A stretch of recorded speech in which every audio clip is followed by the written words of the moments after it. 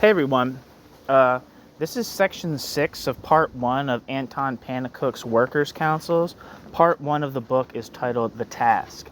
This section 6 of part 1, is titled Difficulties. So here we go. More essential difficulties in the reconstruction of society arise out of the differences in outlook that accompany differences in development and size of the enterprises.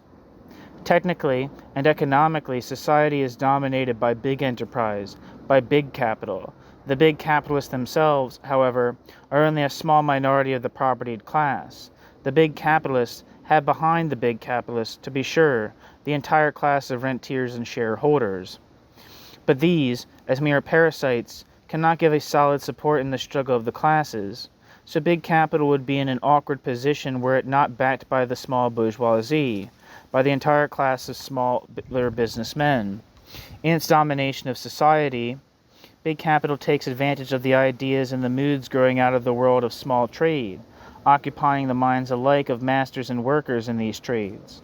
The working class has to give good consideration to these ideas, because its task and its goal, conceived on the basis of the development of big capitalism, are conceived and judged in these circles after the familiar conditions of small trade. In small capitalistic business, the boss as a rule is the owner, sometimes the sole owner. If not, the shareholders are some few friends or relatives.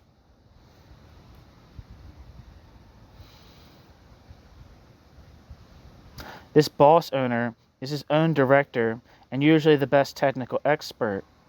In this boss owner's person, the two functions of technical leader and profit-making capitalist are not separated and hardly to be distinguished even.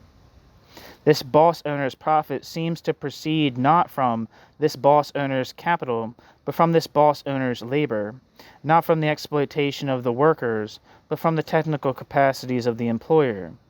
This boss owner's workers, either engaged as a few skilled art assistants or as unskilled hands, are quite well aware of the generally larger experience and expertness of the boss. With large enterprises, technical leadership by salaried individuals is an obvious measure of practical efficiency. The exclusion of all property interests would here take the retrogressive form of the removal of the best technical expert and of leaving the work to the less expert or incompetent. It must be clear that here there is no question of a real difficulty impeding the technical organization of industry. It is hardly to be imagined that the workers in the small shop should want to expel the best expert, even the former boss, if he is honestly willing with all his skill to cooperate in their work on the foot of equality. Is not this contrary to basis and doctrine of the New World, the exclusion of the capitalist? The working class, when reorganizing society on a new basis, is not bound to apply some theoretical doctrine, but to direct the working class's practical measures.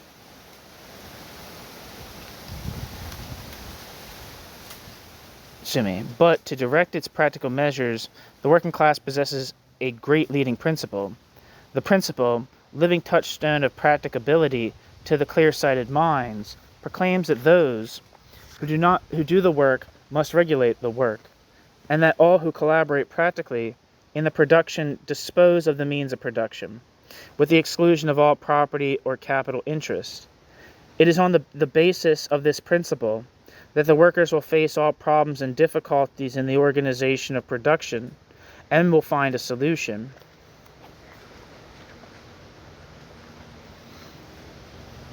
Surely, the technical backward branches of production exercised in small trade will present special, but not essential difficulties. The problem of how to organize them by means of self-governing associations and to connect them with the main body of social organization must be solved, mainly by the workers engaged in these branches.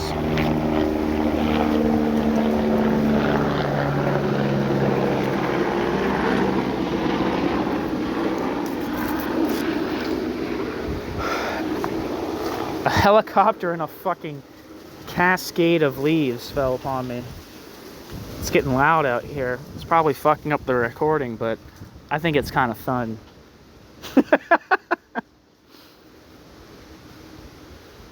Where am I? Surely the technically backward branches of production exercised in small trade will present special, but not essential difficulties. The problem of how to organize these technically branches of production exercised in small trade by means of self-governing associations and to connect them with the main body of social organization must be solved mainly by the workers engaged in these branches, though collaboration from other sides may come to their aid. Once the political and social power is firmly in the hands of the working class, its ideas of reconstruction dominate the minds.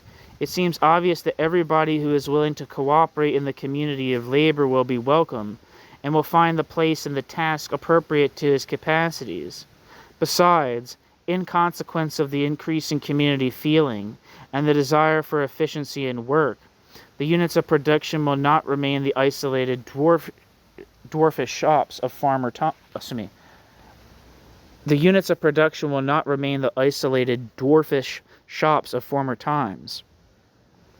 The essential difficulties are situated in the spiritual disposition, the mode of thinking produced by the conditions of small trade and all who are engaged in small trade, or engaged here.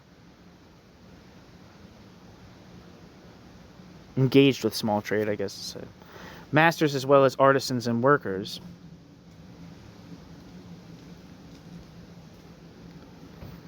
The spiritual disposition, the mode of thinking produced by the conditions of small trade, prevents them to see the problem of big capitalism and big enterprise as the real and main issue. It is easily understood, however, that the conditions of small trade, the basis of their ideas, cannot determine a transformation of society that takes its origin and its deriving force from big capitalism. But it is equally clear that such a disparity of general outlook may be an ample source of discord and strife, of misunderstandings and difficulties. Difficulties in the fight and difficulties in the constructive work. In small trade circumstances, social and moral qualities develop in another way than in big enterprises. Organization does not dominate the minds in the same degree, whereas the workers may be more headstrong and less submissive. The impulses of fellowship and solidarity are less also. So propaganda has to play a greater role here, not in the sense of impressing a theoretical doctrine, but in its pure sense of exposing wider views on society in general, so the ideas are determined not by the narrow experience of their own conditions, but by the wider and essential conditions of capitalist labor at large. This holds good still more for agriculture. With agriculture's larger number and a greater importance of small enterprises, there is a material difference. Besides, because here the limited amount of soil brought into being one more parasite. Its absolute necessity for living room and foodstuff production enables the owners of the soil to levy tribute from all who want to use it, what in political economy is called rent. So here we have from olden times an ownership not based on labor and protected by state power and law, an ownership consisting only in certificates, in titles, assuring claims on an often big part of the produce of society. The farmer paying rent to the landowner or interest to the real estate bank, the citizen, whether capitalist or worker, paying in his house rent high prices for barren soil. They are all exploited by landed property. A century ago, in the time of small capitalism, the difference between the two forms of income, the idle income of the landowner is contrasted with the hard-won earnings of the businessman, worker, and artisan, was so strongly felt as undue robbery that repeatedly projects were proposed to abolish it by nationalization of the soil. Later on, when capitalist property evermore took on the same form of certificates, commanding income without labor, land reform became silent. The antagonism between capitalist and landowner, between profit and rent disappeared. Landed property is now simply one of the many forms of capitalist property. The farmer tilling his own soil combines the character of three social classes. and the farmer tilling his own soil's earnings are indiscriminately composed of wages of his own labor, profit from directing his farm and exploiting the farm hands, and rent from his ownership. Under the original conditions, partly still living as tradition of an idealized past, the farmer produced nearly all the necessaries for himself and his family on his own or on rented soil. In modern times, agriculture has to provide foodstuffs for the industrial population also, which gradually everywhere and increasingly in the capitalist countries forms the majority. In return, the rural classes receive the products of industry, which they need for ever more purposes. This is not entirely a home affair. The bulk of the world's needs of grain is supplied by large enterprises, on virgin soil in the new continents, on capitalist lines. While it exhausted the untouched fertility of those vast plains, it depressed by its cheap competition the rent of European landed property, causing agrarian crises. But also in the old European lands, agrarian production nowadays is production of commodities for the market. The farmers sell the chief part of the farmer's products and buy what the farmers need for living. So the farmers are subject to the vicissitudes of capitalist competition, now pressed down by low prices, mortgaged or ruined, then profiteering by favorable conditions. Since every increase of rent tends to be petrified in higher land prices, rising product prices make the former owner a rentier, whereas the next owner, starting with heavier expenses, suffers ruin in the case of falling prices. So the economic position of the agricultural class in general is weakened. On the whole, their conditions and their outlook on modern society is similar in a way to that of small capitalists or independent business people in industry. There are differences, however, due to the limited amount of soil, whereas in industry or commerce, whoever has a small capital can venture to start a business and fight against competitors. The farmer can enter the lists when others occupy the land he needs. To be able to produce, he must first have the soil. In capitalist society, free disposal of the soil is only possible as ownership. If he is not landowner, he can only work and apply his knowledge and capacity by suffering himself to be exploited by the possessor of the soil. So ownership and land are intimately connected in his mind. This lies at the root of the often criticized property fanaticism of the farmers. Ownership enables the farmer to gain his living during all his years by heavy toiling, by letting or selling his property, hence living on the idle landowner's rent. Ownership also enables him in his old age to enjoy the sustenance which every worker should be entitled to after a life of toil.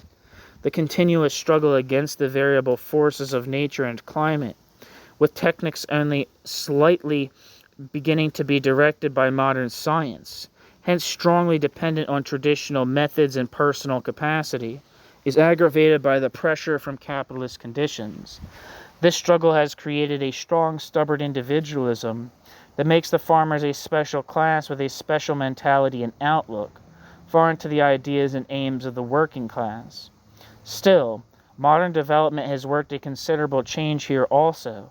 The tyrannical power of the great capitalist concerns, of landed estate banks and railway magnates on whom the farmers depend for credit and for transport, and squeezed and ruined them, and sometimes brought them to the verge of rebellion. On the other hand, the necessity of securing some of the advantages of large enterprise for small-scale business did much to enforce cooperation, as well for the buying of fertilizers and materials as for procuring the necessary foodstuffs for the accumulated city population.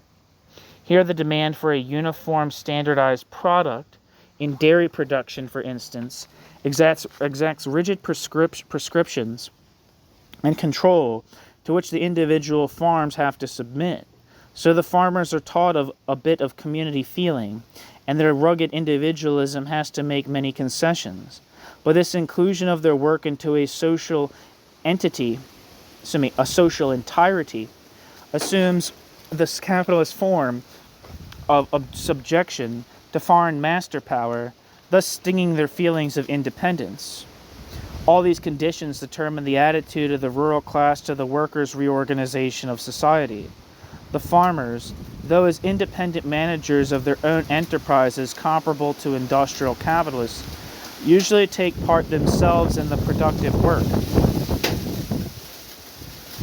which depends in a high degree on their professional skill and knowledge.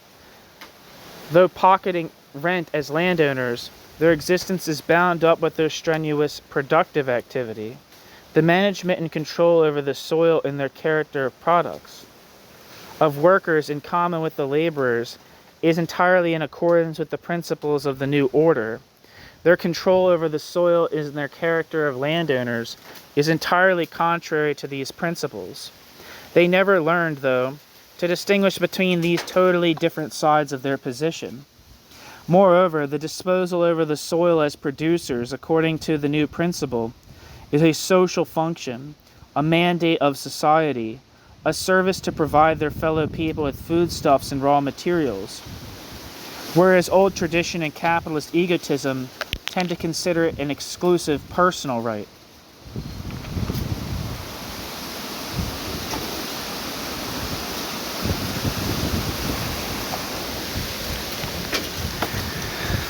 Such differences in outlook may give rise to many dissensions and difficulties between the producing classes of industry and of agriculture. The workers must adhere with absolute strictness to the principle of exclusion of all the exploitation interests of ownership that admit only interest based on productive work. Moreover, for the industrial workers, the majority of the population, being cut off from the agrarian produce, means starvation, which they cannot tolerate. For the highly industrial countries of Europe, certainly, the transoceanic traffic, the interchange with other food-producing continents, here plays an important role. But there is no doubt that in some way a common organization of the industrial and agricultural production in each country must be established. The point is that between the industrial workers and the farmers, between the city and the country, there are considerable differences in outlook and ideas, but no real differences or conflicts of interest. Hence there will be many difficulties and misunderstandings, sources of dissent and strife, but there will be no war to the knife as between working class and capital. Though so far mostly the farmers, led by traditional political and narrow social slogans, as defenders of property interests stood on the side of capital against the workers, and this may still be so in the future, the logics of their own real interest must finally place them over against capital. This, however, is not sufficient. As small businessmen, they may be satisfied to be freed from pressure and exploitation through a victory of the workers, with or without their help. But then, according to their ideas, it will be a revolution that makes them absolute and free private possessors of the soil, similar to former middle-class revolutions. Against this tendency, the workers in intensive propaganda have to oppose the new principles. Production a social function, the community of all the producers master of their work, as well as their firm will to establish this community of industrial and agricultural production. Whereas the rural producers will be their own masters in regulating and directing their work on their own responsibility, its interlocking with the industrial part of production will be a common cause of all the workers and their central councils.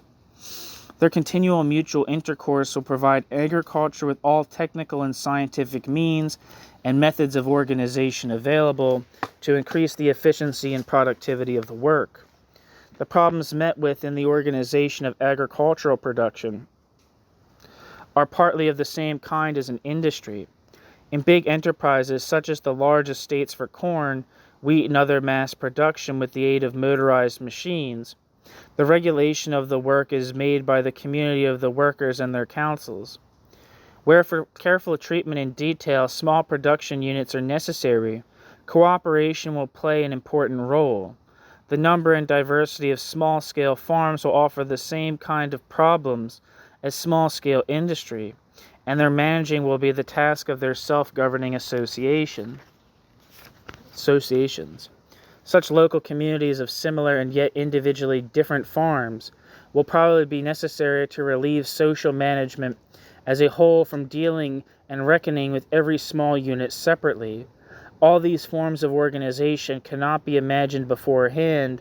They'll be devised and built by the producers when the producers stand before the necessities of practice.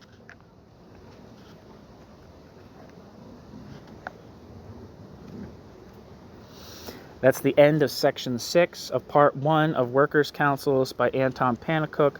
Part 1 is titled The Task, and this section was called Difficulties. The next section, Section 7, is titled Council Organization. Thank you so much for listening.